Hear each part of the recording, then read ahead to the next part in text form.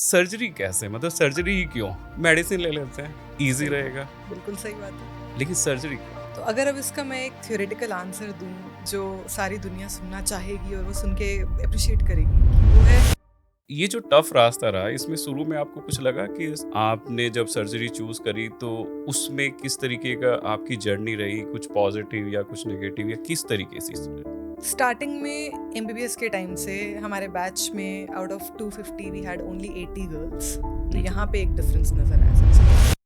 हुँ। Male patients female doctors को, female surgeons को दिखाने में कंफर्टेबल नहीं होंगे। I am still not able to understand how is it possible कि female patient is very comfortable and telling their story to a male doctor और a male surgeon, but why a male patient is not so comfortable sharing their problems with a female surgeon? Surgeon का basically काम होता क्या है? जैसे हम normally तो हम लोग ये देखते हैं कि एनेस्थीसिया में क्या है ना 1, 2, 3, 4, 5 और पेशेंट सो गया। सो गया। लंबी सर्जरीज होती है, कैसे यानी मेंटेन होती है? ओके, तो surgery is a different world in itself. कभी-कभी हमने देखा है कि सर्जरी भी चल रही है, डॉक्टर बाहर घूम रहा है। कभी-कभी आदमी सोचता है ये सर्जरी तो चल रहा है लेकिन डॉक्टर तो बाहर ही घूम रहा है। एग्जैक्टली ये चीजें होती है। ये मैंने नोटिस भी किया है कि कई बार पेशेंट्स ऐसे कानाफूसी कर रहे होते हैं हाँ, कोने में। इट्स आई थिंक शायद लोगों को मालूम नहीं है, सर्जन इकलौता नहीं होता है ओटी टेबल के ऊपर एक पेशेंट के ऊपर ऑपरेट करता हुआ। इसके अंदर एटलीस्ट 3 मेंबर्स की टीम होती ही होती है। 3 प्रॉब्लम आपको क्या लगी मेडिकल स्टूडेंट्स में? Mental health, that is a very big concern actually. Cancer एक ऐसी डिजीज है जो कंटिन्यू एक्सपोनेंशियली ग्रो हो रही है। वीमेंस की सबसे बड़ी प्रॉब्लम है दैट इज ब्रेस्ट कैंसर। और जब ब्रेस्ट कैंसर की बात आती है तो ब्रेस्ट कैंसर आज जैसी बात सुनने में आती है वैसी एक मैस्टेक्टमी। मेस्टेक्टॉमी, ये जो टर्म सुनते हैं जब भी लोग a lady need to sacrifice breast, ये एक तो वैसे ही अनकंफर्टेबल है। ये होता क्या है, ये अंडरस्टैंडिंग है और इसमें किस तरीके की एडवांसमेंट है। ब्रेस्ट में जैसे आपने बात किया मैस्टेक्टमी, आपने एक टर्म यूज किया। Mastectomy means amputation of the breast, जिसे हम हिंदी में बोल देते हैं। जो बुजुर्ग कई बार हमारे पास माता जी आपकी छाती में कैंसर हो गया, आपकी छाती में। सो वेलकम अगेन और सारथी संगा। कभी कभी लगता है ना कि कभी ऐसी कोई सिचुएशन आती है कि आपको कुछ चीज़ ऑपरेट करवाने जाना पड़ता है, किसी की सर्जरी होती है या कुछ है, कितना सोचना पड़ता है बहुत सारी चीज़ों को कि सर्जन कैसे देखता होगा, कैसे काटते होंगे, कैसे बुलाते होंगे, कितना यानी अलग सी एक एटमॉस्फेयर रहता है, कितना सीरियस एटमॉस्फेयर रहता होगा, कितना संजीदा होगा, कितनी चीज़ें लगती होंगी सोचने में, समझने में, बहुत सारी चीज़ें हैं। तो जब लास्ट टाइम हम लोग बात कर रहे थे इसी तरीके के से कि देख रहे थे, सोच रहे थे, समझ रहे थे, तो हमें लगा कि कहीं न कहीं से हमें कुछ तो सर्च करना पड़ेगा, एक अवेयरनेस सेशन जिसमें हम जो सर्जरी से रिलेटेड आज की डेट में जो सर्जरी हो रही हैं, उनसे हम कुछ ऐसा एक्सट्रैक्ट करके लोगों को अवेयर कर सकें और एक कुछ पॉजिटिव एनर्जी भी लेके आ सकें। क्योंकि देखिए, धीरे-धीरे उम्र बढ़ती है तो क्या होता है ना, आपका एनर्जी लेवल डाउन होता है। तो हमने आज कोशिश करी है कि जो सर्जरी जो बहुत कॉम्प्लिकेटेड टॉपिक है, उसको थोड़ा लाइट वे में, थोड़ा हल्के तरीके से आपको समझाया जाए और कुछ ऐसी स्टोरी आपके साथ शेयर करी जाए जो हो सकता है बहुत सारे लोगों के लिए एडमायर का काम कर सके। तो सारथी संघा का ये एपिसोड हम लोग स्पेशली लेके आएंगे उस उन सब पेशेंट्स के लिए जो या तो कभी सर्जरी के लिए गए होंगे या फिर सर्जरी के लिए जा सकते हैं।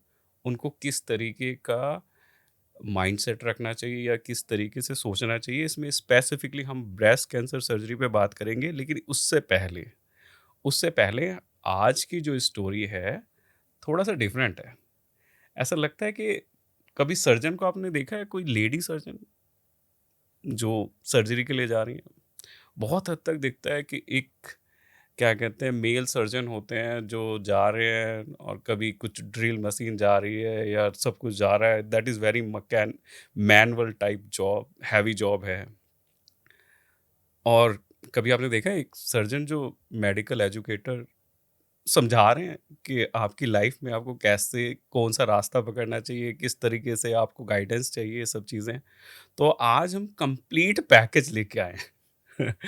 तो फर्स्ट ऑफ ऑल हम वेलकम करना चाहेंगे सारथी संघा के मंच पे आज डॉक्टर जैस्मीन कलसी कलसी। तो डॉक्टर जैस्मीन कलसी जो है, she is basically general surgeon, surgeon. और जनरल सर्जरी के साथ में उनका एक पैशन भी है कि वो स्टूडेंट्स को अवेयर करना चाहती हैं, एजुकेट करना चाहती हैं, इसके लिए वो मेंटरशिप भी करती हैं। तो first of all welcome. Thank you so much, thank you. और एक छोटा सा, जैसे जब मैं पूरी स्टोरी देख रहा था और जो आपका सोशल यानी प्लेटफॉर्म की मैंने रील्स देखी, अंडरस्टैंडिंग देखी, उसमें बड़ा डिफरेंट अप्रोच मेरे को लगी। लेकिन फिर भी मेरा पहला क्वेश्चन ऐसे ही रहेगा कि सर्जरी कैसे, मतलब सर्जरी ही क्यों?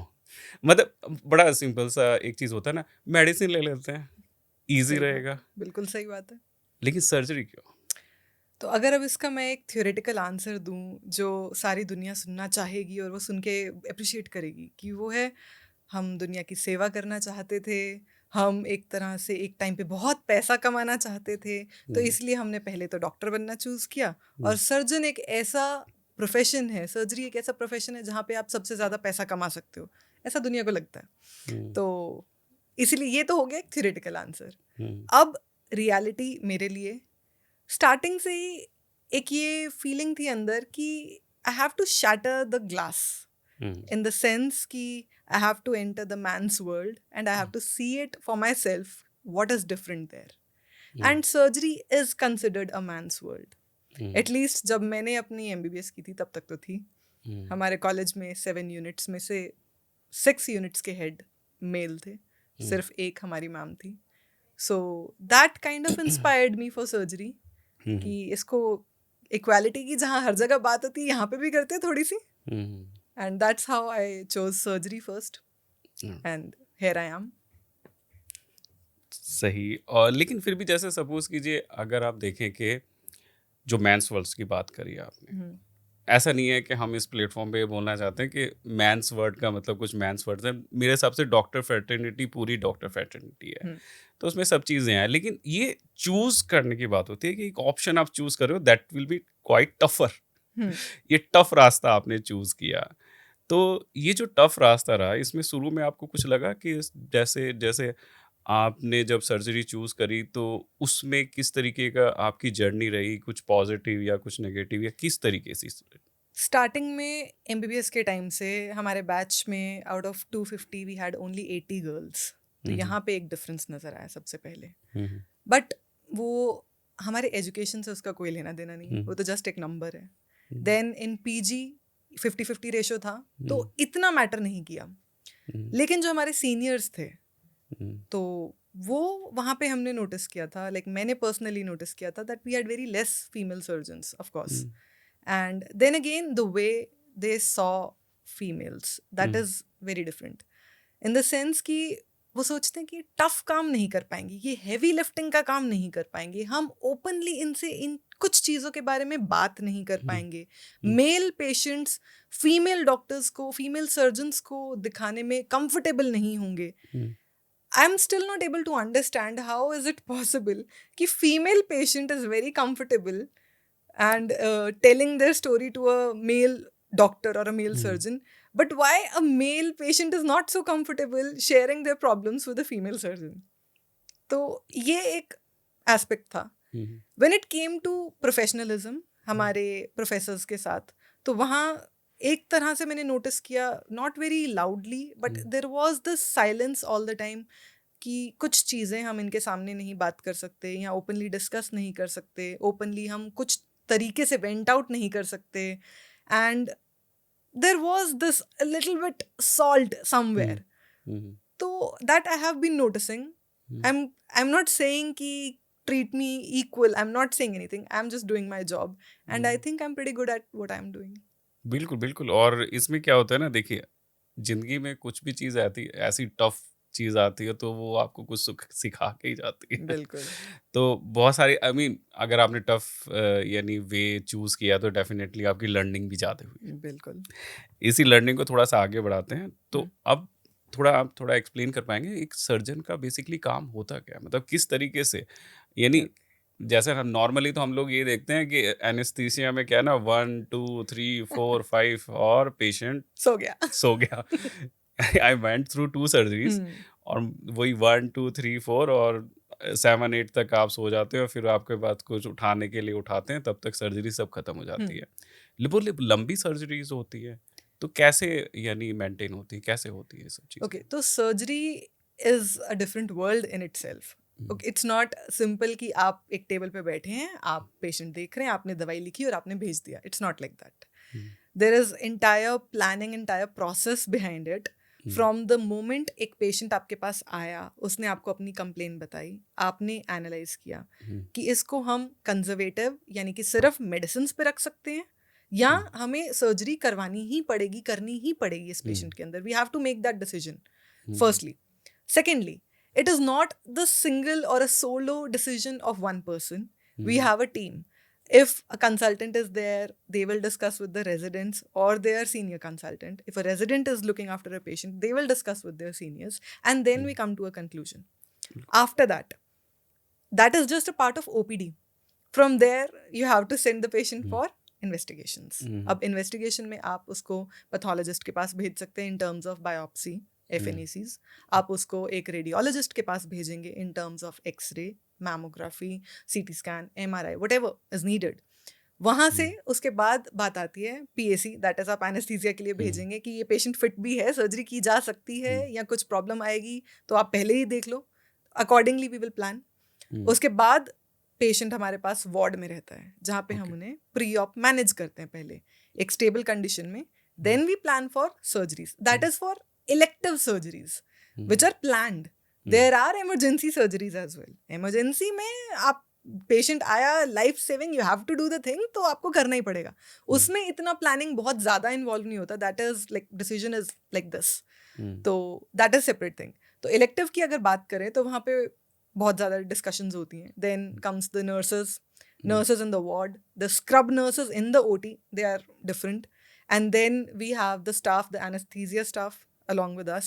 And after that, post-op में भी, ICU में, intensivist, the care that we need. So it's a big team. It's a joint effort. आप अगर पेशेंट आके सिर्फ इतना बोल दे कि मुझे सिर्फ सर्जन ने ठीक किया है, सॉरी, तो इवन दैट इज रॉन्ग क्योंकि पूरी टीम का एफर्ट था. और सिर्फ इतना बोल दे कि मुझे दर्द नहीं हुआ क्योंकि एनेस्थीसिया वालों ने अच्छा इंजेक्शन लगाया, तो वो भी गलत बात है. पूरा टीम का एफर्ट है यहाँ पे. यानी ऐसा ही नहीं होता जैसे मुन्ना भाई MBBS के तरह मामू लेट जा. बस वैसे तो बिल्कुल नहीं होता. मूवीज में तो बहुत कुछ दिखा देते हैं, हर चीज वैसे नहीं है. लेकिन फिर भी यानी सोचने की बात है कि कितनी संजीदा चीज़ें हैं. मतलब आप जब किसी को ऑपरेट कर रहे हैं, बहुत सारी चीज़ें हैं, बहुत सारे डिसीजन हैं और बहुत सारे लोग इन्वॉल्व होते हैं. यानी कभी कभी हमें लगता है कि हाँ ठीक है, छोटी सी तो सर्जरी है, लेकिन सही बात है. कितने लोगों का एफर्ट लगता है. यानी जब हम लोग बेसिकली ये अवेयरनेस सेशन डिज़ाइन करते हैं ना, तो हमारे दिमाग में एक एंगल और रहता है कि जो जो जितनी भी मेडिकल फर्टिनिटी है, जो बेसिकली जो हमें सपोर्ट करते हैं, जो हमें यानी टेक केयर करता है, उनकी जद्दोजहद को भी सामने लेके आया जाए. उनकी लाइफ कैसी है.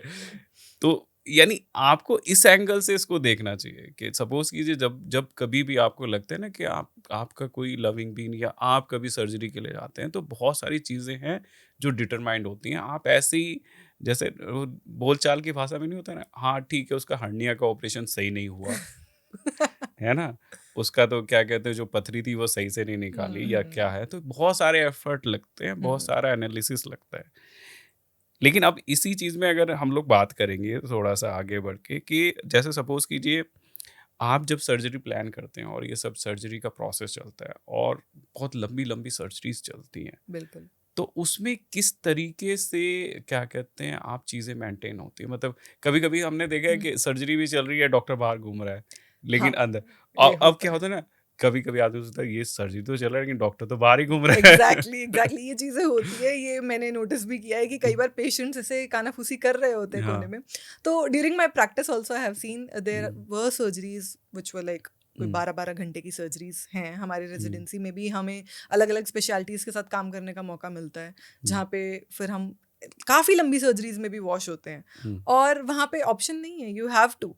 तो अगर आप 12 घंटे की सर्जरी में खड़े हो रहे हो, इट्स नॉट पॉसिबल कि हर इंसान 12 घंटे तक वो सेम स्टैमिना मेंटेन करके रख सके.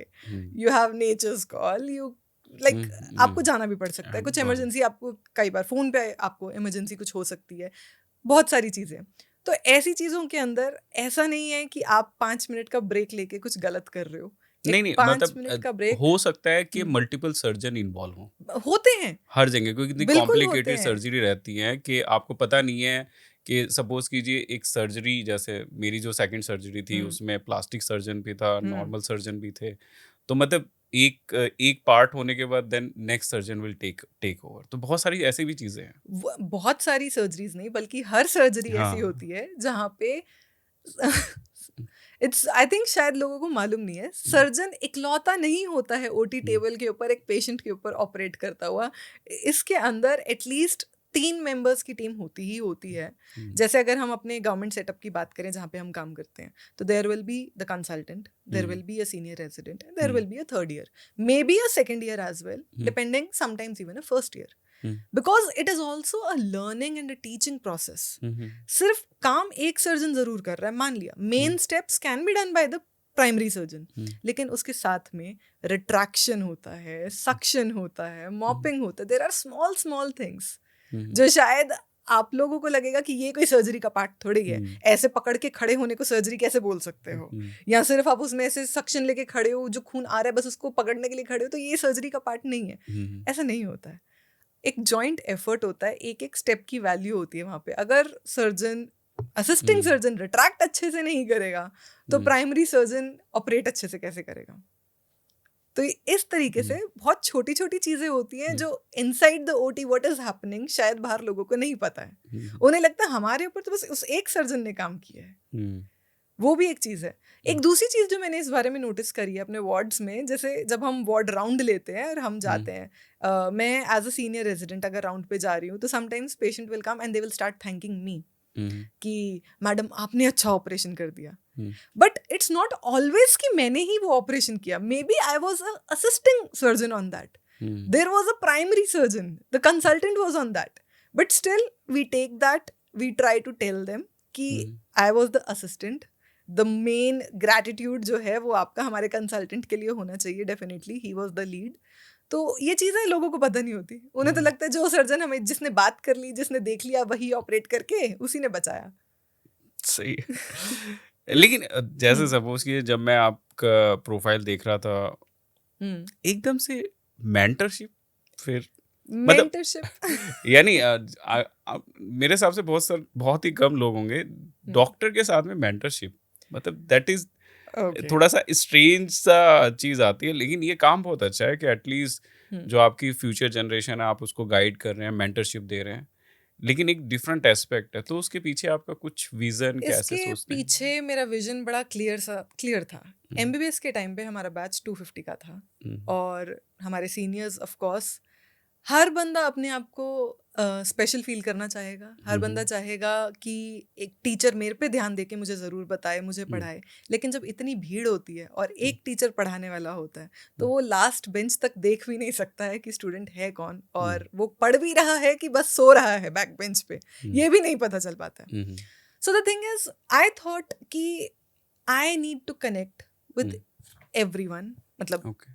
Every possible one hmm, hmm, जो मेरे से कनेक्ट होना चाहेगा, in terms of they want to know something जो उन्हें प्रोफेसर्स नहीं बताएंगे, हुँ, या ऐसी चीज़ें जो उन्हें एक यंगस्टर बता सकता है। आई थिंक मैं अपने आप को यंग ही कंसिडर हुँ, करती हूँ अभी तो, हुँ, कि आप ही की एज ब्रैकेट की हूँ मैं।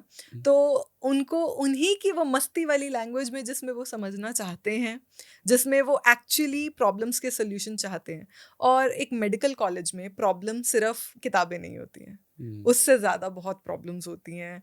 आपके सीनियर्स और जूनियर्स के साथ आपके रिलेशन प्रॉब्लम हो जाते हैं, आपके पढ़ने का तरीका तो है ही है, उसके अलावा कैंपस के अंदर आपकी फैकल्टी के साथ आपका उठना बैठना, बात हुँ, करना, कुछ फैकल्टी कभी अच्छी हो जाती है, कभी किसी के साथ कुछ हो जाता है ऊपर हुँ, नीचे। तो वो छोटी-छोटी चीज़ें, छोटे-छोटे न्यूएंसेस जो हुँ, हम बच्चे कई बार या तो आपस में अपने फ्रेंड्स में डिस्कस करते हैं, हुँ, लेकिन उन्हें उन चीज़ों के लिए किसी सीनियर से ज़रूर कंसल्ट करना चाहिए।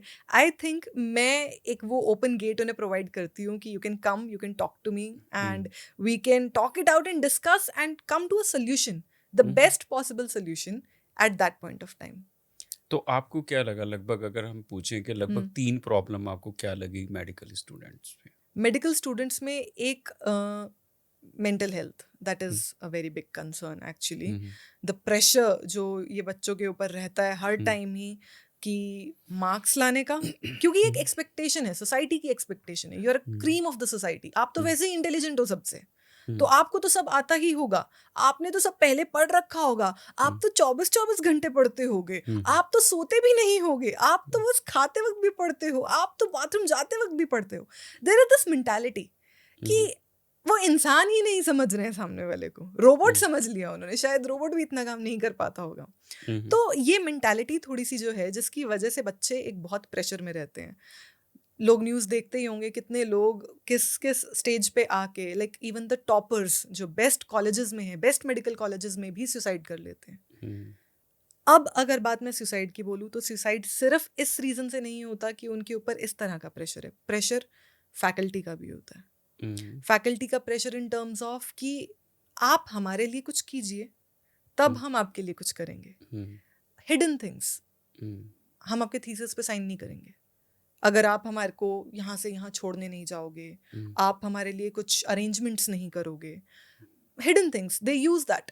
हुँ। हर ब्रांच में आई थिंक होता होगा, हाँ, ये नहीं, ये लेकिन इसको ये समझ सकते हम्म हैं कि ये थोड़ा-सा पुराना चला हुआ चला सिस्टम हुआ है। आ रहा है. ये ऐसा नहीं है कि खाली मेडिकल कॉलेज हर में, ब्रांच में भी ये होता है. हर हर जगह पे थोड़ा बहुत रहता है कि जो सीनियर है वो थोड़ा-सा थोड़ा सा एक्सपेक्ट करता एक्सपेक्ट है करता है, कि ही बिल्कुल. नीड्स सम रिस्पेक्ट, या कि हम्म हम मेरे को थोड़ा-सा यानी तवज्जो दी जाए, दी जाए. यानी ये वाली चीज़ है। लेकिन उस तवज्जुब को इन टर्म्स ऑफ अनदर हाँ, पर्सन्स लाइफ नहीं होना चाहिए. हाँ, दैट्स हाँ। व्हाट आई मीन टू से, हुँ, कि आपको वो पता होना चाहिए, there should be a line कि आपको वो क्रॉस नहीं करना है. एंड लोग नहीं बात करते हैं उस बारे में.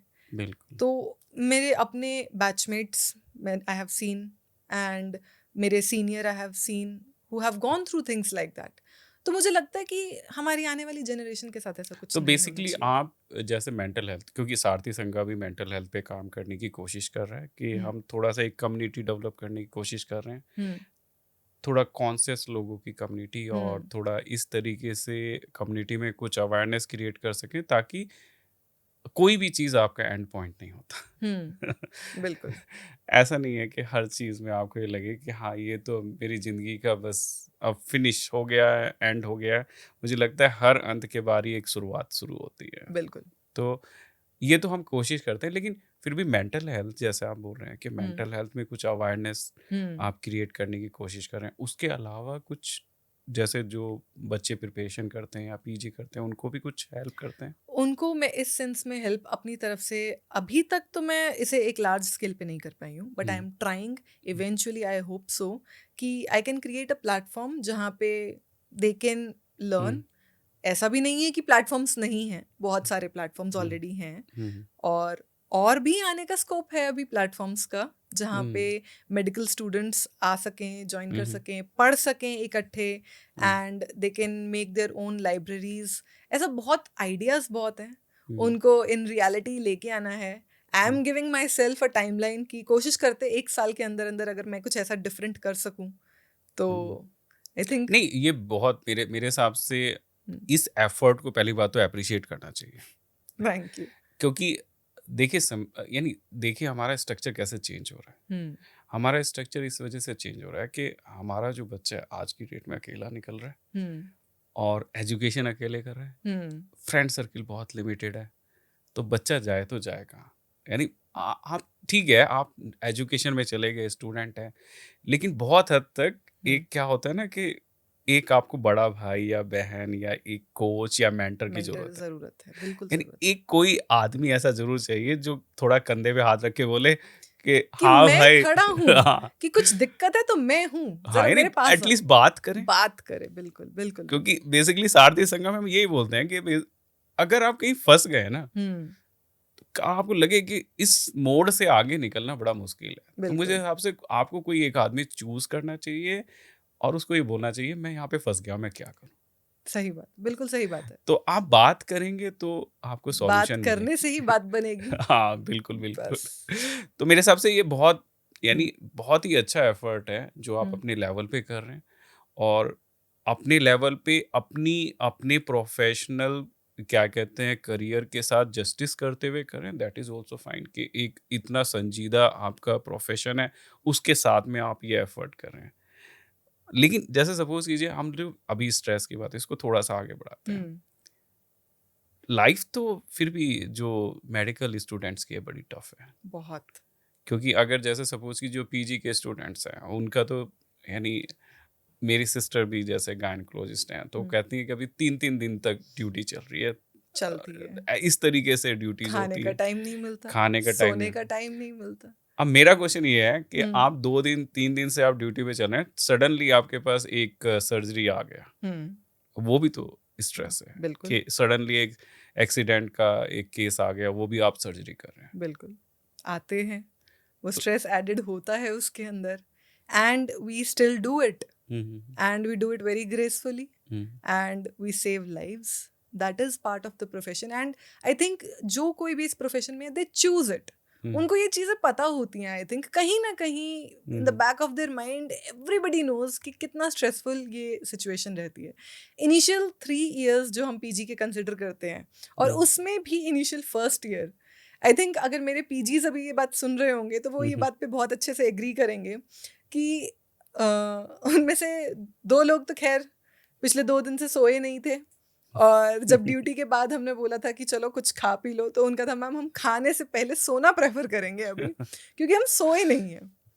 तो यार ये उस टाइम की बात है जब corporate life work life balance की बात कर रही वर्क लाइफ बैलेंस इज है। Only for the corporate ones, but not हाँ, फॉर मेडिकोस, इट्स हाँ, नॉट।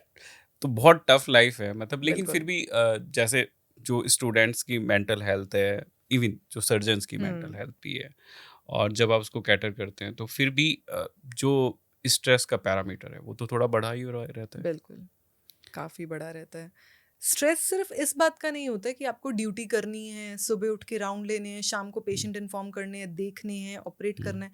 उसके अलावा एडेड स्ट्रेस रहता है थीसिस, आपको अपनी फैकल्टी को केटर करने का एक एडेड स्ट्रेस रहता है। हम्म, उसके अलावा आपका एक इमोशनल स्ट्रेस, आप एक इमोशनली बर्न आउट होते हो हम्म, जब अगर आप एक छोटी सी भी मिस्टेक कर दो, हम्म, बिकॉज मेडिसिन में मिस्टेक का स्कोप ही नहीं है। हम्म, आपने एक मिस्टेक किया, you will be pulled for that for ever, वो आपके नाम के साथ जुड़ जाता है। हम्म, तो छोटी सी मिस्टेक का मतलब आप लगा लो कि हमारे लिए तो खैर छोटी होगी अगर हम ये बोलेंगे कि एक टांका थोड़ा ढीला लग जाए, स्किन की बात कर रही हूँ मैं, हम्म, अभी अंदर भी नहीं गए बॉडी के अंदर, हम्म, यहीं पे एज अ फर्स्ट ईयर अगर आप एक सूचर लूज लगा देते हो, it's a very small mistake, कोई बहुत बड़ी नहीं, आप उसे हम्म, काटो दोबारा लगा लो। पेशेंट के लिए वो हो सकता है कि भाई 2 बार मेरे को उन्होंने हम्म, किया, ऑल्दो लोकल एनेस्थीसिया में करते आपको फील नहीं होता है, वो बात अलग है। हम्म, बट ये छोटी सी मिस्टेक भी उस रेजिडेंट के दिमाग में रह जाती है कि हम्म, क्या यार मैं एक टांका भी नहीं लगा पाया, हम्म, मैं सर्जरी का रेजिडेंट हूँ, मेरे को इम्प्रूव करना है, and they keep on thinking about it. Hmm. बहुत ही छोटी बात है मेरे ख्याल से ये, but they mental health, hmm, तो मेरे हिसाब से यूजर को ये समझना चाहिए कि ऐसा नहीं है कि पेशेंट को ही मेंटल हेल्थ है, यानी आप सोचिए इसका वाइडर कितना एरिया है हम्म, कि हर आदमी को स्ट्रेस, डिप्रेशन, एंजाइटी होती है। बिल्कुल होती है। और जो अभी का हमारा सिस्टम है वहाँ पे इन सब चीज़ों को तवज्जो नहीं दी जा रही है, ये चीज़ है थोड़ी बहुत। बिल्कुल, बिल्कुल। और उसको इम्प्रोवाइज कैसे किया जा सकता है, ये एक जॉइंट एफर्ट हो सकता है हम्म, कि आप हर जगह पे जहाँ पे चाहे वो स्टूडेंट हो या फिर प्रोफेशनल एरिया है, जैसे सारथी संघ का एक इनिशिएटिव ये भी है कि we are also want to collaborate to corporates, hmm, कि उनको इफेक्टिव वे में वर्कशॉप डिज़ाइन करके we can provide to them, not only related to mental health, we are also providing a good you can say way of life, जैसे आप medicine के साथ में आप कंटिन्यू कैसे कर सकते हैं, diabetes patient, liver, fatty liver patients, and they are also in corporate life, तो एक तरह से combined package we can make and we can provide to corporates. तो अगर आप कॉर्पोरेट में हैं तो you can basically contact Sarathi Sangh for combined mental health as well as you can say general practitioner practice, इन सब को कंबाइन करके। लेकिन इस पॉइंट को थोड़ा सा आगे लेके जाएंगे और इस पॉइंट में थोड़ा सा ऐड करेंगे कि ये तो स्ट्रेस आपने बताई कि ये सर्जन या फिर डॉक्टर की हम्म। स्ट्रेस है, पेशेंट की स्ट्रेस। बिल्कुल, पेशेंट के ऊपर तो ऑफ कोर्स स्ट्रेस होने वाला है। उसकी बॉडी जो पहले तो डिजीज़ का स्ट्रेस झेल रही है, हाँ, हाँ। उसके बाद उस डिजीज़ को क्योर करने का भी जो स्ट्रेस रहेगा, वो भी हुँ, वो पेशेंट ही ऑब्वियसली झेलेगा। हुँ, तो पेशेंट्स ऑफ कोर्स बहुत ज़्यादा स्ट्रेसफुल कंडीशन में जाते हैं, हमसे बार-बार बात करते हैं, मल्टीपल टाइम्स उनके क्वेरी एक तरह से बार-बार वो सेम ही चीज़ हमसे पूछते रहते हैं हुँ, हुँ, कि हम ठीक हो जाएँगे, दोबारा तो नहीं हो जाएगा? क्या मुझे हुआ है, मेरे बच्चे को भी हो सकता है? अरे ऐसे-ऐसे तो मेरे पापा के साथ हुआ था, मेरी हुँ, हुँ, मम्मी के साथ हुआ था। They have a lot of questions. We are happy to answer them. Hmm, and I wish कि patients should be more vocal about it. उन्हें हुँ, और हमसे ज़्यादा पूछना चाहिए अगर उन्हें किसी भी तरह का डाउट है। अगर वो सेटिस्फाइड नहीं है अपने डॉक्टर से, तो उन्हें डेफिनेटली एक second opinion, third opinion, as many opinions they want, उन्हें लेने चाहिए। लेकिन उन्हें अपना स्ट्रेस भी कोप साथ में करना चाहिए। उसके लिए अगर एक डॉक्टर की हेल्प लगती है तो हुँ। बिल्कुल हम साथ में खड़े ही हैं। कभी-कभी क्या होता है ना कि हम एक्सपेक्ट नहीं करना चाहते कि कुछ नेगेटिव बोला जाए, सुना जाए। ये तो इंडिया में वो वाला एक तो चलता है ना। यानी जैसे मैं अपनी हाँ। अपनी बात शेयर करना चाहूँ तो बहुत हद तक ना हमारे अंदर एक फिनोमिनन है कि हम्म। हम दूसरे के लिए पूछ सकते हैं। जैसे हम्म। सपोज़ कीजिए आपका कोई साथ में लविंग बीइंग है, आपका हम्म। फ्रेंड है, रिलेटिव है, आप उसको लेके जा रहे हैं, हम्म। तो आप 25 चीज़ पूछेंगे। क्या होगा, किस तरीके से होगा, क्या बिल्कुल। होगा, कैसे है, क्या है? हम्म। लेकिन अगर आप पेशेंट अगर आप ऑब्ज़र्व करें, पेशेंट कोई क्वेश्चन नहीं पूछता है। उसको बस ये है कि हाँ, ठीक है, कर दो, हाँ। ठीक हो जाना चाहिए, सही है। नहीं, ये और होता है, ये होता है। ये तो एक वो बहुत फेमस जोक भी तो है कि हुँ, डॉक्टर ने मेरे से एक ये एमआरआई कराया, हुँ, एमआरआई में तो कुछ आया ही नहीं, हाँ। डॉक्टर अच्छा नहीं है इसका मतलब कि I don't know what patients are expecting. हाँ, आप चाहते हो उसमें कुछ आ जाए या आप चाहते हो उसमें कुछ ना आए? आप एक्सपेक्ट क्या कर रहे हो? सही तो बात कर रहे ये एक चीज़ रहती है। हैं। बिल्कुल। तो अब थोड़ा-सा डिस्कशन को हम लोग थोड़ा सीरियस बनाते हैं कि आज की डेट में अगर आप देखेंगे कि सबसे ज़्यादा अगर पिछले 8-10 साल में आप किसी भी डिजीज़ के बारे में बात करें तो कैंसर एक ऐसी डिजीज़ है जो कंटिन्यू एक्सपोनेंशियली ग्रो हो रही है, पहली चीज़। और उसमें भी क्या होगा अगर वीमेंस की सबसे बड़ी प्रॉब्लम है दैट इज़ ब्रेस्ट कैंसर।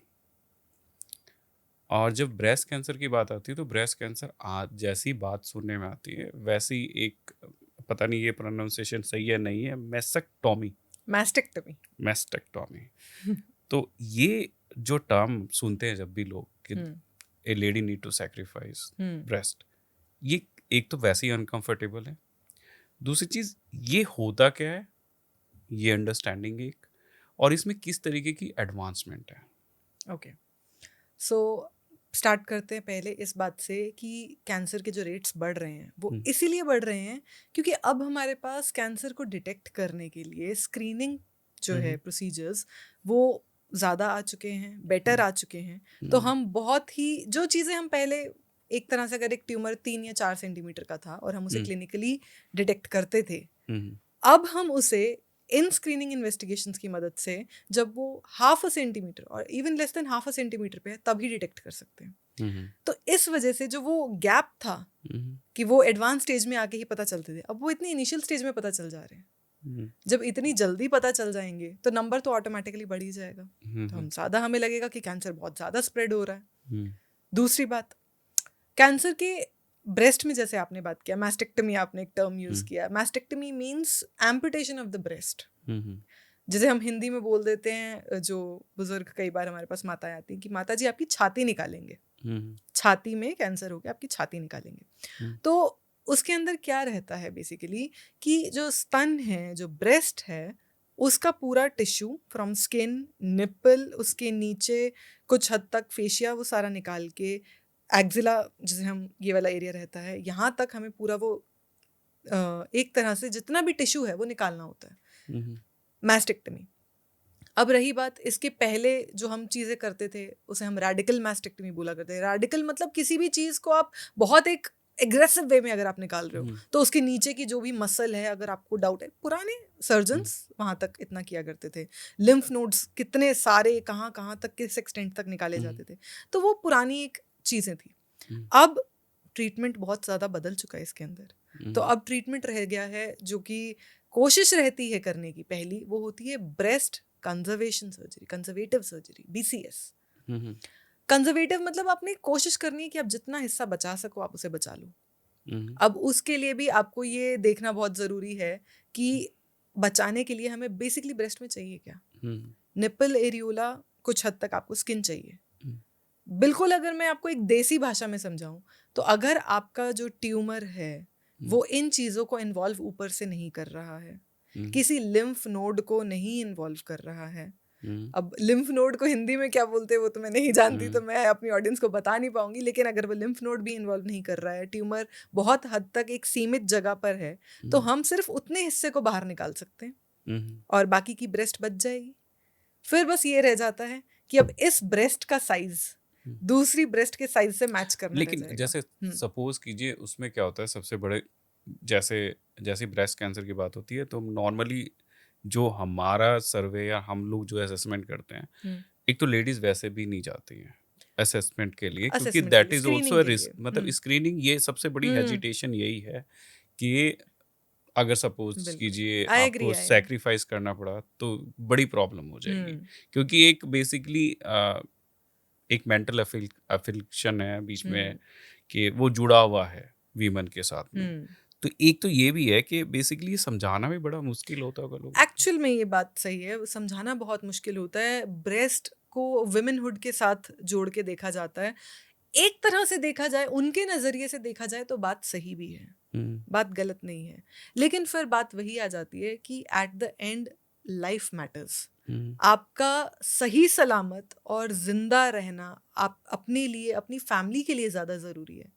और अगर ऐसी सिचुएशन में आपको एक शरीर के अंग का सैक्रिफाइस करना पड़ रहा है, आई एम नॉट सेइंग कि ये आसान डिसीजन है, बिल्कुल आसान डिसीजन नहीं है। अगर लेट गॉड सेव मी, अगर ये कल सिचुएशन मेरे साथ भी आ जाती है तो बीइंग अ डॉक्टर इवन मैं भी सोचूंगी, 2 बार तो मैं भी हाँ सोचूंगी। बिल्कुल बिल्कुल, क्योंकि ये बहुत पेचीदा, मतलब बिल्कुल ये बिल्कुल ये बात है। करने के लिए तो, और इसीलिए हम बात कर रहे हैं। बिल्कुल यानी ये नहीं है कि बेसिकली, क्योंकि जब आप बात करते हैं इसके बारे में तो हो सकता है कोई आदमी यहाँ बैठा हुआ सोच रहा हो, उस दुविधा में हो, तो उसको ये समझना चाहिए कि जिंदगी सबसे ज्यादा जरूरत है। मतलब जरूरी। अगर आप सोचें कि जिंदगी होना जरूरी है बनिस्बत इसके कि किसी अंग को आप सेक्रीफाइस कर रहे हैं।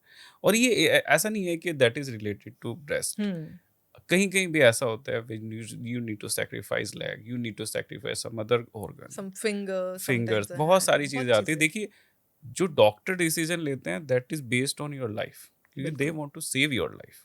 तो जब आप इस डिसीजन को देखें तो डॉक्टर का डिसीजन ये होगा, they want to save your life irrespective of कि क्या उनको एक्शन लेने हैं। लेकिन थोड़ा सा और अगर इस पॉइंट को थोड़ा और अंडरस्टैंड करना चाहें कि क्या यही मेथड है या इसके अलावा भी कुछ है कि जिसमें ज़्यादा, यानी अगर सोचें कि हर कोई आदमी सोचता है कि ठीक है जाएंगे तो ब्रेस्ट सेक्रीफाइस ही करना पड़ेगा, कुछ और भी मेथड है जिसमें कुछ? इसके अंदर बहुत सारे ट्रीटमेंट मोडालिटीज हैं, बहुत सारे। कीमोथेरेपी है, रेडियोथेरेपी है। रेडियोथेरेपी जिसे हम बोलते हैं कि सेके का ट्रीटमेंट लगेगा, सिकाई होगी। कीमोथेरेपी में आपको दवाई चलेगी, हिंदी में समझाने के तरीके हैं हमारे मरीजों को। फिर इम्यूनोथेरेपी है। और उसके अलावा जो ब्रेस्ट कंजर्वेशन सर्जरी बताई, सर्जरी के तौर पे देखा जाए तो फिलहाल के लिए तो वो सबसे ज़्यादा एडवांसमेंट है मेरी नॉलेज में। तो अगर और ट्यूमर का साइज अगर कम हो गया then you need to cut, आप बस सिर्फ उतना हिस्सा बाहर निकालिए, पूरी छाती निकालने की जरूरत ही नहीं है। बिल्कुल। पुराने सर्जन्स किया करते थे, लेकिन अब चीजें एडवांस हो रही हैं। तो इसको भी समझने की जरूरत है, मतलब मेरे कहने का मतलब अवेयरनेस लिए जरूरत है कि अगर आप बेसिकली अप्रोच करके पहले तो कंसल्ट करें। बिल्कुल। क्या होता है ना कि ज्यादातर वीमेंस का क्या होता है 6-8 महीने 10 महीने ऐसे ही निकल जाते हैं तो बात कि वो बिगड़ जाती स्क्रीनिंग, है। हाँ तो वो स्क्रीनिंग बढ़ जाती है, एडवांस स्टेज आ जाती है, लोग पहले से ही प्रज्यूम कर लेते हैं, देर में भी पॉसिबिलिटी कि वो कंडीशन हो ही ना, कि आपको पूरा सेक्रीफाइस करना है। देर में भी कंडीशन कि हाँ ठीक है ट्रीटमेंट के बाद साइज छोटा करके या किस तरीके से कितना मिनिमम एरिया आप कट करके निकालना पड़ेगा। तो ये सब ट्रीटमेंट के बाद की बात है, आप अपने दिमाग में ओवर थिंकिंग ना करें। ओवर थिंकिंग नहीं करनी चाहिए। इस सेंस के अंदर रहता है, आप एक सेकंड ओपिनियन ले लो, आप अपने डॉक्टर से क्लियरली पूछो कि बाद में सिचुएशन कैसी रहने वाली है। क्या इसके अंदर और भी तरीके हैं? ब्रेस्ट ऑगमेंटेशन, आप जरूरी नहीं है कि अगर चीजें, एक शरीर का अंग वहां से हटी गया है तो वो दोबारा वहां पे कुछ बनाया नहीं जा सकता है। इसका मतलब रिकंस्ट्रक्शन एक तरीके तो से। पहली बात तो क्या है कि एक जैसे यूजर को अंडरस्टैंड करवाना चाहें कि सर्जरी डिफरेंट टाइप की सर्जरीज होती हैं, यानी अभी हम उतनी सर्जरी के बारे में बात भी नहीं कर सकते जितनी होती हैं। बिल्कुल। रिकंस्ट्रक्शन सर्जरी क्या है, वो डॉक्टर साहब से पूछते हैं कि पहली तो होती क्या है, किस वजह से होती है और उसके क्या बेनिफिट हो सकते हैं। जैसे आपको कुछ एक इंफियोरिटी कॉम्प्लेक्स हो जाए तो उसकी उसकी एवज में आप बेसिकली ये चीज़ कर सकते हैं जो आपकी एक पर्सनैलिटी को दोबारा से रीगेन कर सकता है, आपका कॉन्फिडेंस मेंटेन। तो पहले तो रिकंस्ट्रक्शन सर्जरी होती क्या है? रिकंस्ट्रक्शन, दोबारा, कंस्ट्रक्शन, बनावट। अब दोबारा से उस चीज को बना रहे हैं जो कभी वहां पे थी। अब ब्रेस्ट के केस में जैसे बात किया जाए तो 2 तरीके रहते हैं मेजरली। या तो आप अपने ही शरीर के किसी और हिस्से को एक तरह से घुमा के छाती की तरफ ले आइए दोबारा से, और दोबारा से आपकी ब्रेस्ट बनाई जा सकती है। दूसरा रहता है आप कुछ आर्टिफिशियल मटेरियल इंसर्ट करके, सिंथेटिक सिलिकॉन वगैरह आप इंसर्ट करके आप ब्रेस्ट को शेप दे सकते हैं। तो जैसे सपोज कीजिए, एक थोड़ा सा और ये क्वेश्चन है, क्योंकि ये 1-2 बार हम लोगों की डिस्कशन हुई है। जब डिसीजन ले रहा है पेशेंट, जब डिस्कशन कर रहा है, तब उसको ये सब चीजें, ये क्वेरीज होनी चाहिए। बिल्कुल होनी चाहिए। उन्हें अपने सर्जन से ये बात करनी चाहिए, और सिर्फ सर्जन नहीं, ऐसे केसेस में प्लास्टिक सर्जन, ऑन्को सर्जन, एक टीम बैठती है, उन्हें डिस्कस करना चाहिए कि हम कौन सा मोडालिटी यूज करने वाले हैं, पेशेंट को किससे ज्यादा बेनिफिट होने वाला है। क्योंकि सिर्फ बात एक वो माउंड बनाने की नहीं है ब्रेस्ट की, उसके बाद भी बात आ जाती है कि उसके ऊपर फिर एक निप्पल और एरियोला भी तो होना चाहिए। तो पूरा आपको डिस्कशन करना पड़ता है। आप वहाँ पे किस तरीके से बनाना चाहते हो, आप वहाँ पे टैटू की तरह बनाना चाहते हो, आप अलग से एक स्किन का ग्राफ्ट लगाना चाहते हो, क्योंकि कलर भी मैच करना है आपको, दोनों साइड का साइज भी मैच करना है। तो वो चीजें जब तक पेशेंट के खुद के दिमाग में नहीं होंगी, वो डॉक्टर से कैसे पूछेगा? डॉक्टर तो जानता है ये सब, वो बताएगा, उसका काम भी है। पर आप पूछ भी सकते हो, और आपको कुछ एडिशनल डाउट हो तो हमेशा मैं तो कहती हूँ सेकंड ओपिनियन ले लेना चाहिए, रादर देन कि आप अपने दिमाग में ही कुछ और सोच के गलत सोच बैठो। इसमें क्या है कि बेसिकली ये पॉइंट क्यों हाईलाइट करना चाहते हैं, हमारा पॉइंट ये नहीं है कि आप सर्जरी के बारे में सोचें, हमारा पॉइंट ये है यू शुड अवॉइड कि आप स्क्रीनिंग के लिए जाएं। बिल्कुल। हमारा पॉइंट ये नहीं है कि आप ये सोचें कि हाँ सर्जरी के बारे में सोचें या सब। पहले आपको स्क्रीनिंग के लिए जाना है। आपको जो दिमाग में जो आपकी हेजिटेशन है, जो दिमाग में आपने एक माइंड ब्लॉक बना रखा है कि नहीं यही फाइनल डेस्टिनेशन है, वैसा फाइनल डेस्टिनेशन नहीं है। तो फर्स्ट ऑफ ऑल हम ये पॉडकास्ट के माध्यम से यही बताना चाहते हैं, यही अवॉइड करना चाहते हैं कि सबसे पहले स्क्रीनिंग मस्ट है।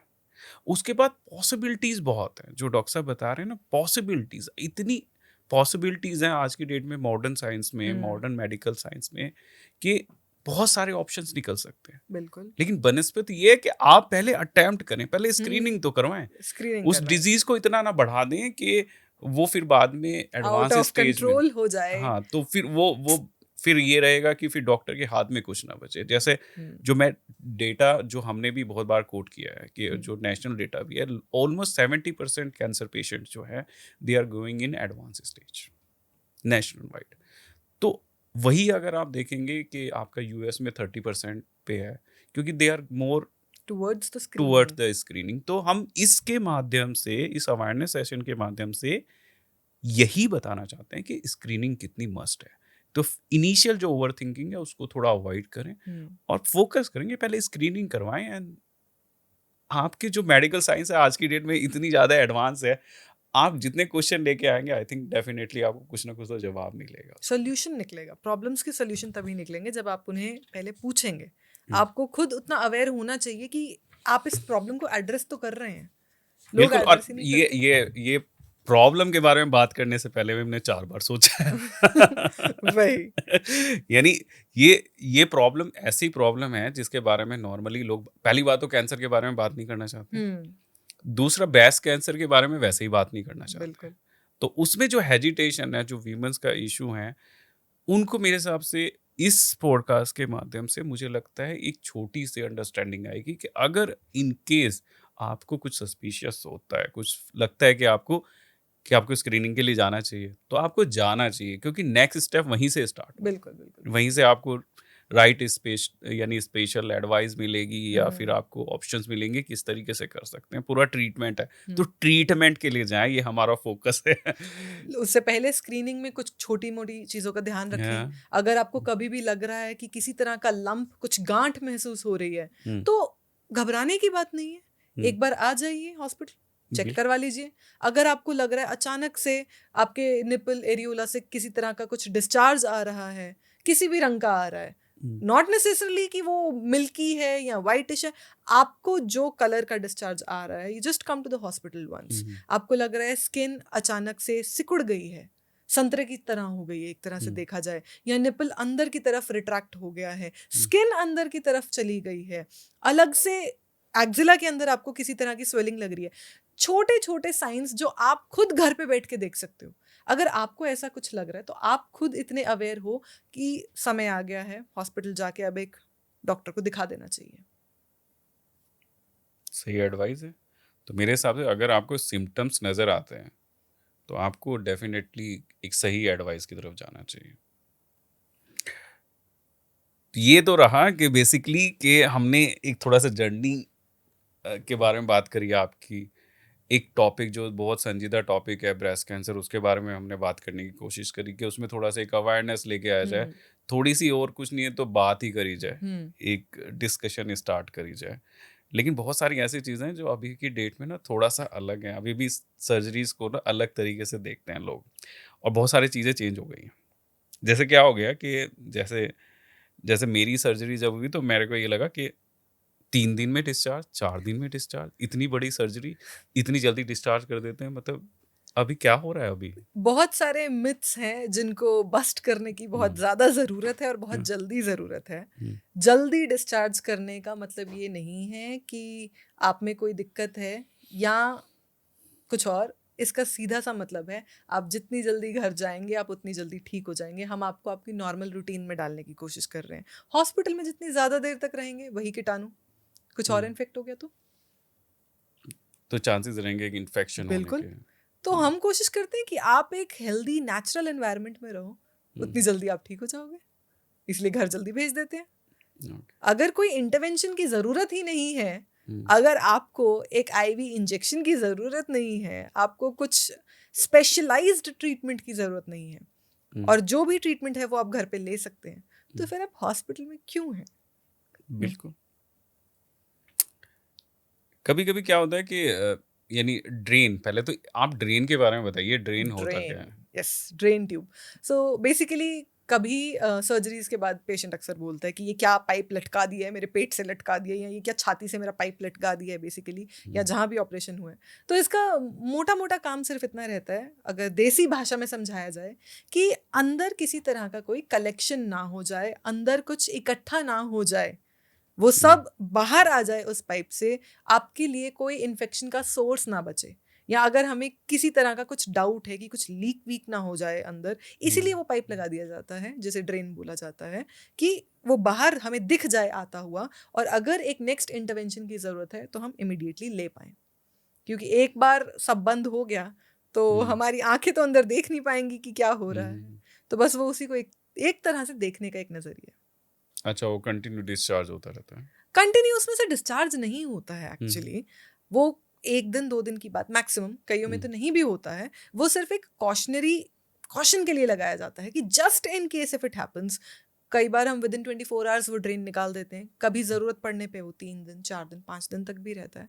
इट डज नॉट मीन कि उसकी वजह से आपको कोई प्रॉब्लम होगी हम्म। या कोई इंटरवेंशन की ज़रूरत पड़ेगी, unless and until actually there was something lagging in the previous और इन द प्राइमरी सर्जरी।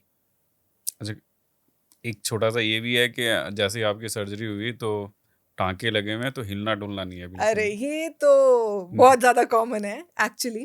तो हम्म, टांके लगे हुए हैं और हिलना नहीं, ये हमारे पेशेंट भी बोलते हैं कि हम जब उन्हें बोलते हैं कि उठ के चले क्यों नहीं हम्म, अभी तक, इतनी सर्जरी हमने आपकी हम्म, सुबह सर्जरी की थी, शाम को हम बोलते थे कि उठ के चलना शुरू करिए, हम्म, लेकिन वो कहते हैं नहीं नहीं सुबह ही तो सर्जरी करी है, खुल गए तो। हम्म, तो ऐसा नहीं है, बॉडी को टाइम मिलता है, वो हील हो रही है। हम्म, आपको अपनी नॉर्मल रूटीन में लाना ही एक मेन रीज़न होता है जो सर्जरी की जाती है, कि हम्म, आपका डिजीज पार्ट निकाल दिया गया है, हम्म, आपकी पैथोलॉजी रिजॉल्व हो गई है, अब आप एक नॉर्मल फेज में आ जाइए, और वो तभी होगा जब आप अपने नॉर्मल काम करना शुरू करेंगे, और चलना फिरना एक नॉर्मल काम है।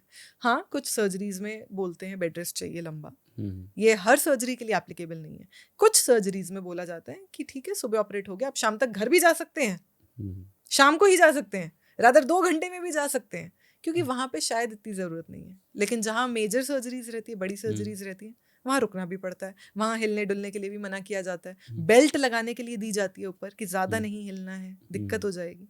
तो वो सर्जरी टू सर्जरी वैरी करता है। आप अपने डॉक्टर से पूछ सकते हैं कि आपकी सर्जरी के बाद आप कितनी जल्दी रिकवर कर जाएंगे, इन टर्म्स ऑफ कितने जल्दी आप बेड से उठ सकते हैं। तो ये बेसिकली जो सेशन है ये बेसिकली अवेयरनेस के लिए, अगर आपको कोई क्वेरी या फिर कुछ भी आपका पॉइंट है वो आप अपने सर्जन से या आपके जो डॉक्टर हैं उनसे बात करें, बिल्कुल। क्योंकि ये जो डिस्कशन है that is only related to awareness. तो अगर आप किसी ट्रीटमेंट पे या आप सर्जरी आपकी हुई है, कुछ भी इस तरीके की जद्दोजहद में आप हैं, तो आपका करेक्ट जो पॉइंट रहेगा वो आपका डॉक्टर रहेगा या सर्जन रहेगा। आप उनसे ये सब चीज़ें पूछें जो हम ट्राई कर रहे हैं कि आपके लिए एक अवेयरनेस क्रिएट करने की, तो वो आप करें अपनी तरफ से, वो चीज़ें पूछें जो हम लोग यहाँ पे कोशिश कर रहे हैं आपको बताने के लिए। अच्छा, खिचड़ी ना खाएं। नहीं, जितना खिचड़ी जितना एक्चुअली पेशेंट बोलते हैं कि सिर्फ खिचड़ी खाएं। अच्छा, हमारे पास तो उसके लिए आते हैं कि सिर्फ खिचड़ी खाते हैं, हम दाल और खिचड़ी ही खा रहे हैं।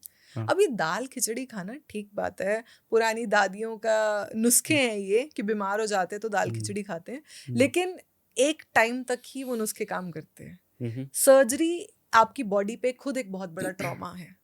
आपकी बॉडी को उससे रिकवर करने के लिए एनर्जी चाहिए। वो एनर्जी सिर्फ दाल खिचड़ी से नहीं आने वाली है। आपको साथ में प्रोटीन चाहिए, कार्ब्स चाहिए, आपको एवरीथिंग इज रिक्वायर्ड। ब्रिक्स की तरह ये काम करता है। आप सिर्फ शरीर में पानी डाल डाल के उसे कितना ही चला लोगे। एक तरह से बस कहने का एक तरीका है ये। तो उसके लिए सिर्फ दाल खिचड़ी इनिशियल 1-2 दिन के लिए ठीक है, जब तक आप अपनी बॉडी को एक रेस्ट करने का एक टाइम दे रहे हैं। बट इवेंचुअली आपको स्टेप अप करना ही होगा। You have to start taking proteins and you have to start exercising well. You have to make sure you are doing, आपकी डेली ड्यूटीज़ आपकी डेली रूटीन में आना पड़ेगा, तभी आपकी बॉडी रिकवर करती है। जैसे प्रोटीन का सोर्स मैटर करता है कि आप बेसिकली कितना प्रोटीन कंज्यूम कर रहे हैं, वो मैटर करेगा, क्योंकि मसल रिपेयर का एक पार्ट आ जाता है बिल्कुल उसमें।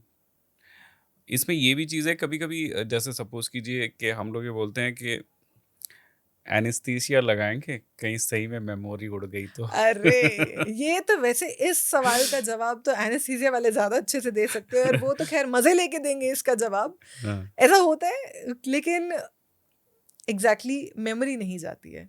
आपको सिर्फ कुछ टाइम के लिए सुला दिया जाता है। एक तरह से आप एक डीप स्लीप में चले जाते हैं, जहाँ पे आप सपने लेते हैं बढ़िया, और जब आप उठते हैं सब सही हो जाता है। लेकिन उसका आपकी मेमोरी से कोई लेना देना नहीं है। ये मिथ यही क्लियर कर दिया जाए तो ही अच्छा है कि आपकी मेमोरी के साथ कुछ हो जाएगा, ऐसा नहीं है। लेकिन हाँ, एक मिथ और भी है कि कहीं हम एनेस्थीसिया के नशे में कुछ उल्टा सीधा बोल ना दें, कर ना दें।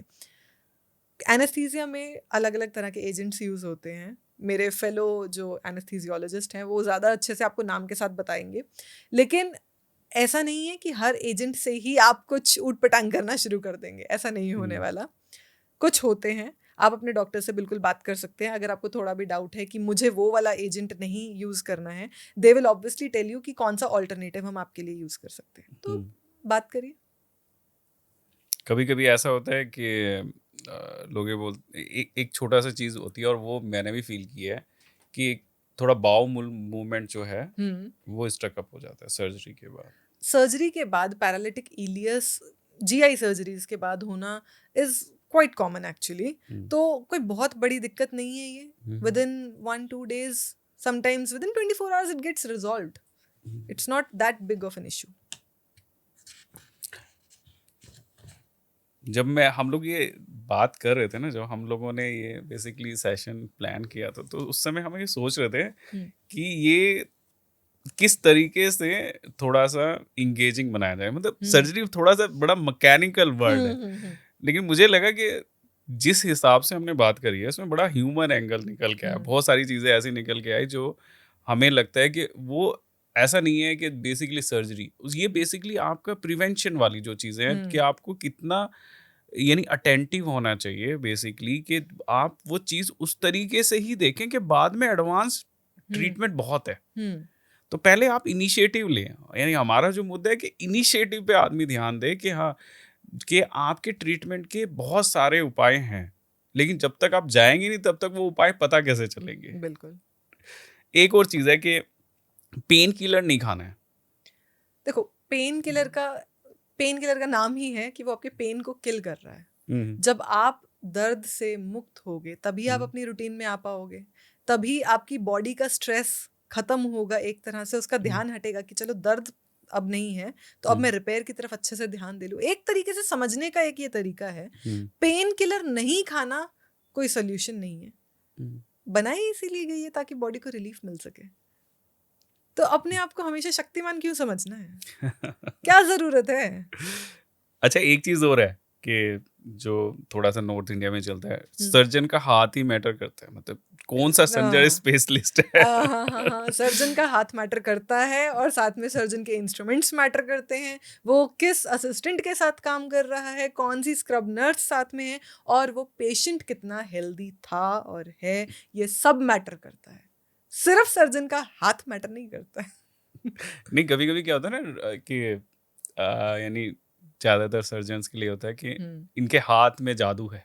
वो तो पेशेंट के कहने का तरीका, वो तो उन्हें भगवान वो मानते हैं, और ये बात सही भी है एक तरीके से उनके नजरिए में। अगर ये बात सही है तो फिर अब इसको हम नकारते नहीं है। कई बार देखो, जिसने इतनी पढ़ाई करी है, जिसने इतने पेशेंट्स के ऊपर ऑपरेट किया है, जिसके पास इतना एक्सपीरियंस है, तो एक तरह से ऊपर वाला उसके हाथ में कुछ तो जादू डालता ही है। लेकिन कंप्लीटली आप यही मानो कि बस सब कुछ ही एक ही इंसान ने किया, तो वो भी गलत है। थोड़ा सा ऊपर वाले को शुक्रिया करना चाहिए, और थोड़ा सा नीचे वाले को। नीचे वाले में हमारे पेशेंट भी आ जाते हैं कि आप भी हमारे साथ काफी कोऑपरेटिव रहे, तभी सब बढ़िया हुआ है। एक और है, जो जैसे मैं क्वेश्चन पूछ रहा था तो मेरी वाइफ ने एक क्वेश्चन बोला कि हाँ, एक चीज है, सर्जरी के बाद चीजें नॉर्मल नहीं होती। हाँ, ये बहुत हद तक गलत है एक्चुअली देखा जाए। सबसे पहले तो आप इसे डिवाइड कर दो। हर सर्जरी एक जैसी नहीं होती है। एक बहुत छोटी सी सर्जरी भी होती है, जैसे मान लो एक छोटा सा सिस्ट निकालना है, छोटा सा लाइपोमा निकालना है, तो बहुत छोटी सर्जरी होगी। अब वहीं पे आपको एक बहुत बड़ा विपल्स का ऑपरेशन करना है, आपको हार्ट सर्जरी करनी है, आपको न्यूरो सर्जरी करनी है। तो सर्जरी पहले तो एक बहुत ही ब्रॉड टर्म है।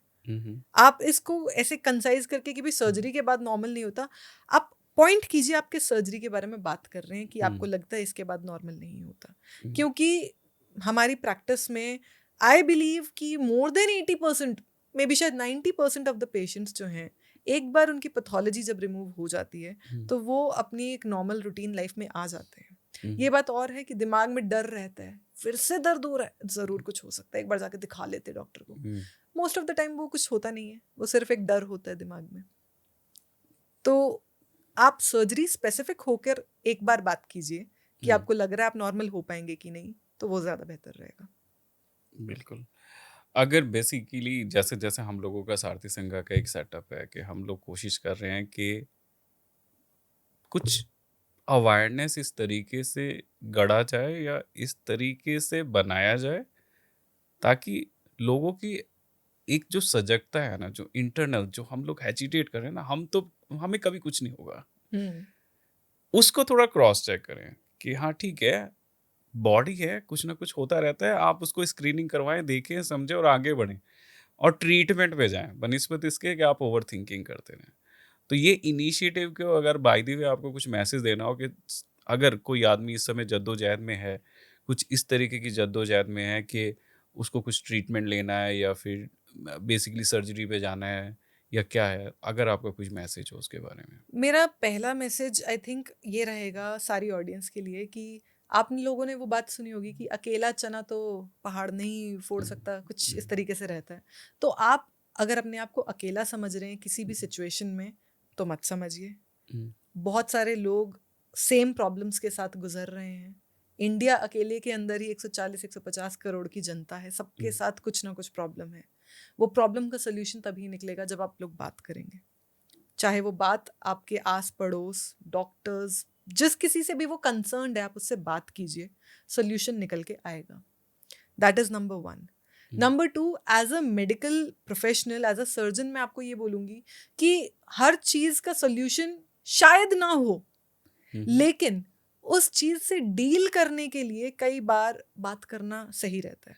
90% चीजें, 95% चीजों को जैसे हम मेडिकली ऑपरेट कर सकते हैं, लेकिन फिर भी एक ब्रैकेट रह जाता है जहाँ पे हमें पेशेंट्स को बोलना पड़ता है कि अब ये हाथ से निकल चुकी है सिचुएशन, यहाँ पे ऑपरेट हम नहीं कर पाएंगे। तो वो जहाँ पे हम बोलते हैं कि ऑपरेट नहीं कर पाएंगे, वहाँ पे होप नहीं खत्म होती है, वहाँ पे आप अपनी लाइफ को बस बेहतर बनाने की दूसरी कोशिशें कर सकते हैं। और जैसे सारथी संघा में अवेयरनेस की तरफ इतना हम जुड़ रहे हैं, कैंपेन एक तरह से चला ही रहे हैं कि अवेयरनेस लाई जाए, लोग बात करें कैंसर जैसी बड़ी चीज़ों के बारे में। तो बात करने से बात बनेगी, वही बात है बस। बहुत सही। यानी जो बात डॉक्टर साहब ने बताई, पहली बात तो आपका टाइम निकालने के लिए बहुत धन्यवाद कि आपने इतना टाइम निकाला हम लोगों के लिए। मुझे जब मैंने सोचा इसको कंक्लूड कैसे करें, तो मुझे समझ नहीं आया कि यानी सर्जरी वाला पॉइंट इसको कंक्लूड कैसे करें और किस तरीके से इसको गढ़ा जाए। मुझे लगता है ना कि कभी कभी आप देखें ना, जब बच्चा कोई ड्राइंग करता है और लाइन कुछ गलत खिंच जा रही है, कुछ है, कभी कभी लाइफ में ना ऐसी लाइन खिंचती रहती हैं, मतलब आपके दिमाग में वो खिंच रही हैं, लेकिन आपको एक एक्सपर्ट हाथ चाहिए जो उसको थोड़ा मिटा के सीधा कर दे। तो डॉक्टर्स का रोल वो है। आप स्वयं डॉक्टर ना बने। आप अपने दिमाग में लाइन ना खींचेंगे, इधर से लाइन खींची, इधर से लाइन हाँ, खींची, खुद को खुद ऑपरेट कर रहे हैं दिमाग में, वैसा ना करें।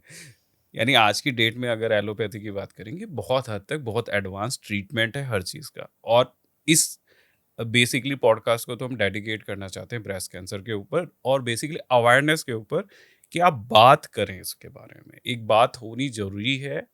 ऐसा नहीं है that is like a human being, चाहे आदमी मेल हो चाहे फीमेल हो, इस टॉपिक को एज ए डिजीज ही आप ट्रीट करें और उसको समझें और इसके जितने भी एक्शंस हैं उस पर जाएं और स्क्रीनिंग करवाएं। बिल्कुल। सोशल मीडिया में जिस तरीके की मिस इन्फॉर्मेशन है, कोशिश करें वो सही एक्सपर्ट पे जाके हम सही एडवाइस ले पाएँ और एक नया एस्पेक्ट देख सकें और नया एक्शन देख सकते हैं और अपनी ट्रीटमेंट को कंटिन्यू कर सकते हैं। तो मुझे लगता है कि इसमें फिर मैं एक लाइन कोट करूँगा, अभी मैंने थोड़ी देर पहले ही उसको चीज़ देखी थी कि बहुत हद तक क्या होता है ना, हम लोग ये सोच लेते हैं कि आपकी डिफ़िकल्टी है ना आपकी लाइफ मैटर करती है, जबकि ऐसा नहीं है। कोई भी डिज़ीज़ आपकी लाइफ मैटर नहीं कर सकती है। दैट इज ऑल डिपेंड्स, मतलब बहुत सारी चीजें उसमें फैक्टर आते हैं। तो आपको ना हर चीज को एंड नहीं बनाना है, हर एंड एक शुरुआत होता है। तो आपको उसी तरीके से देखना चाहिए कि अगर आप किसी चीज को एंड कर रहे हैं ना, आप बोल रहे हैं ये एंड है, वो नहीं, वो शुरुआत है। तो हर डिफिकल्ट सिचुएशन को आपको इसी तरीके से देखना चाहिए, समझना चाहिए। जैसा सारथी संघ का कोशिश कर रहा है कि हम जहाँ भी आप फंसे हुए हैं, एंड पॉइंट पे जहाँ फंसे हैं वहाँ से आपका स्टार्ट पॉइंट निकाला जाए। तो इसी मोटिव को लेके आगे बढ़ते रहेंगे और कुछ हो सकता है ऐसे टॉपिक और उठा के लेके आए जो लोग उनके बारे में बात नहीं करना चाहते हैं, तो हम कोशिश करेंगे उनके बारे में बात करी जाए। इसी के साथ इस एपिसोड को ख़त्म करते हैं। Thank you jasmine. You're welcome.